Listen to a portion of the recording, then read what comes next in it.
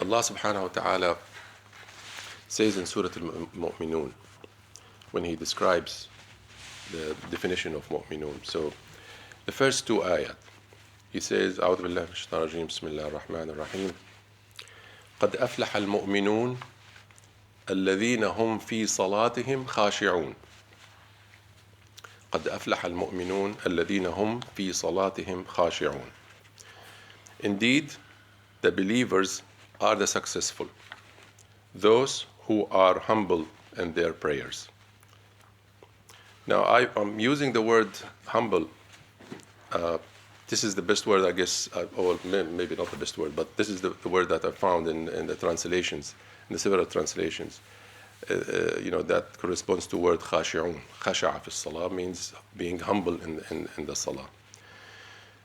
It is not an exact translation, so I should mention that. Sometimes when you say something in Arabic, it's very difficult to translate it to English because it might not carry the same meaning.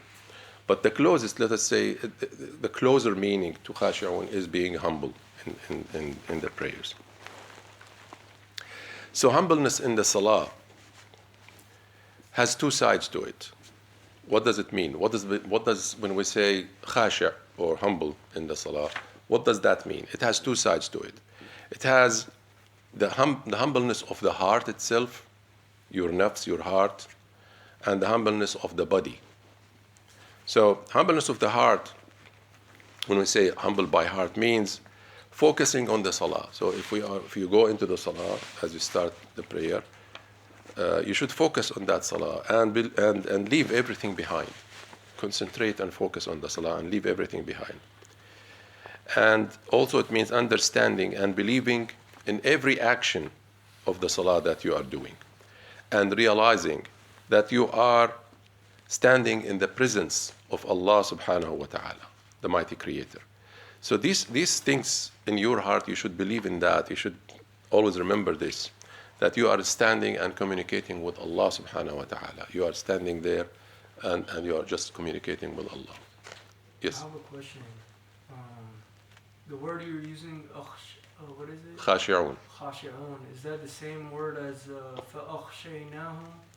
فَأَغْشَيْنَاهُمْ? Yes. No, it is not the same word. Not the same No, word? no. Different word? Okay. But I'll explain أغشيناهم because it's a different subject, but I'll explain it later.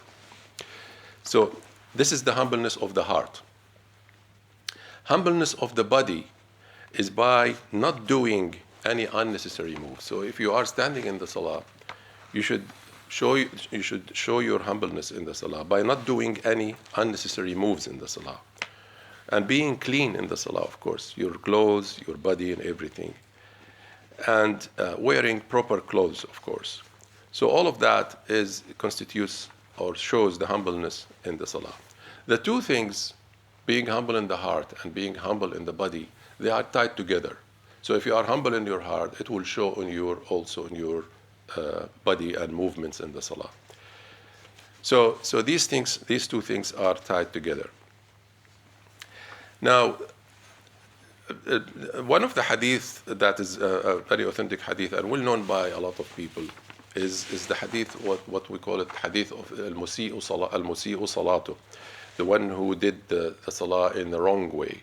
So let us go to this hadith so that we try to avoid and follow what the Prophet sallallahu alaihi wasallam, the guidance of the Prophet sallallahu alaihi wasallam to the Sahaba at that time. So the Prophet was in the masjid. He was sitting with his companions in the masjid. A man came and he prayed. A man just came into the masjid and he prayed. Like it could be any prayer. He could have prayed fard or he could have prayed tahiyatul masjid, whatever. He came into the masjid and he prayed. Then he came and greeted the Prophet sallallahu alaihi wasallam, intending to sit with the Sahaba there. So the Prophet replied. So the Prophet told him. He said the salam to the Prophet and the companions, and the Prophet replied with alaykum salam as usual. Then told him immediately, go back and pray, because he did not pray. He asked the man to go back and pray because he did not pray. So the man goes and did the same thing. He prayed whatever he prayed it again, because the Prophet told him that he did not pray. That means his prayer, there's something wrong with his prayer. So he went and he prayed again. And he came to sit again with the Prophet. And the Prophet ﷺ told him, go back and pray. You did not pray. And he did that for 3 times. The man comes in, prays, goes and sit with the Prophet, and the Prophet tells him, go back and pray because you did not pray. So, so the man said, I swear by Allah, telling the Prophet, he's talking to the Prophet, I swear by Allah, I do not know better. I do not know better than this. This is the way I pray. So he's kind of, he doesn't know. So he said, I swear by Allah, I do not know better than this. So please, asking the Prophet, please teach me how to pray. And the Prophet ﷺ said, if you stood for Salah, then say Allahu Akbar. If you stand for the Salah, say Allahu Akbar. That means Takbirat al-Ihram. Then read whatever you know by heart from Qur'an, which is, as we all know, Qira'at al-Qur'an. Qira'at al-Qur'an means al-Fatiha, and then and whatever you know or you know by heart from Qur'an. Then bow, like we do ruku'. Bow means ruku'. Then bow until you do that fully and timely. So do the ruku' and take your time in doing the ruku'. Don't just bend and raise quickly. So do that timely. Do the full bowing, and then rise. After that, then rise until you stand full straight. So you stand from that bowing, you stand full straight, and then do the prostrate, sujood. Sujood, we all know what sujood is, and the translation of the word is prostrate. So then prostrate fully and timely, the same thing. Take your time in doing sujood. Take enough time in doing the sujood. Then rise and sit and take your time.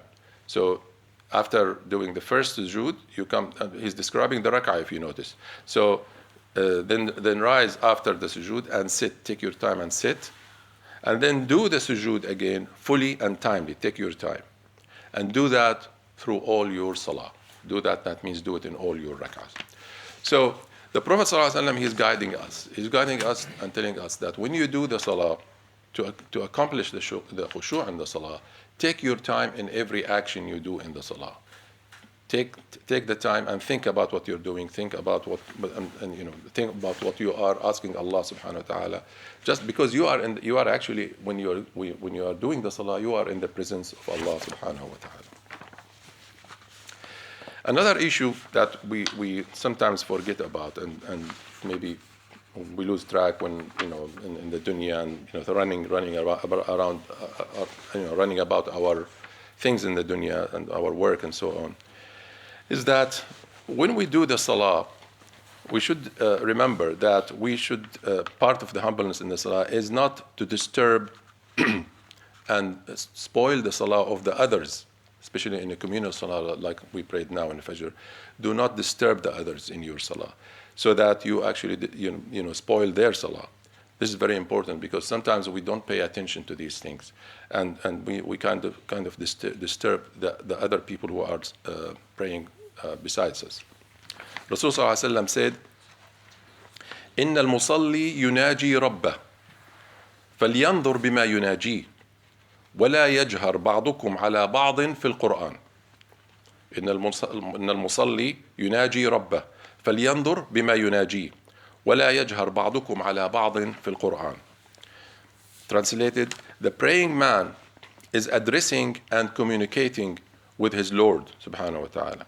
So he should understand and focus on what he is saying, and do not raise your voices. So when you are saying the Qur'an, when you read the Qur'an behind the Imam, or when you are doing the dua behind the Imam, do not raise your voice above each other, so that you don't disturb your brother the two of your brothers on your left and right. Do not disturb him by raising your voice, because he might be saying something else. You don't want to disturb him or confuse him. So the Prophet ﷺ orders us to make your voice very, very, as if you are not saying anything, you're just saying it by heart. Or maybe you can move your lips, but do not raise your voice so that you disturb the people around you. So in a group of people, when they are praying together as a group, as a communal salah, The Imam should moderately raise his voice. The Imam is the only person who should moderately raise his voice. So actually it is mentioned in the hadith that the man's voice should not be too high and should not be too low. It should be moderate. While everyone else should speak with their heart, or even speak their heart is better, but even if you want to make sure that what you're saying is correct and so on, move your lips as you speak, because that way you will not disturb your brothers around you without making any sound. Also while following the Imam, the people who are praying behind the Imam should refrain from doing anything that disturbs the others, like making unnecessary movements, or making unnecessary sounds, like yawning. Some people, I know it's difficult to control if you are sleepy or something and start yawning, but some people make some noises when they are yawning, or when they are burping or something like that. Try to suppress that. Try to avoid doing it, because that will disturb the others.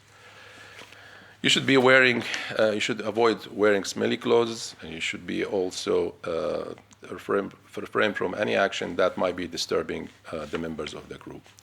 So these things, the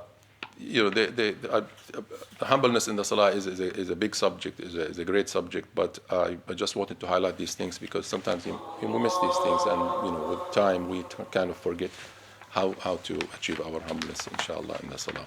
So may Allah subhanahu wa ta'ala accept all the salawat from us, and may He, inshallah, reward us for whatever we hear from us. Assalamu alaikum wa rahmatullahi wa barakatuh.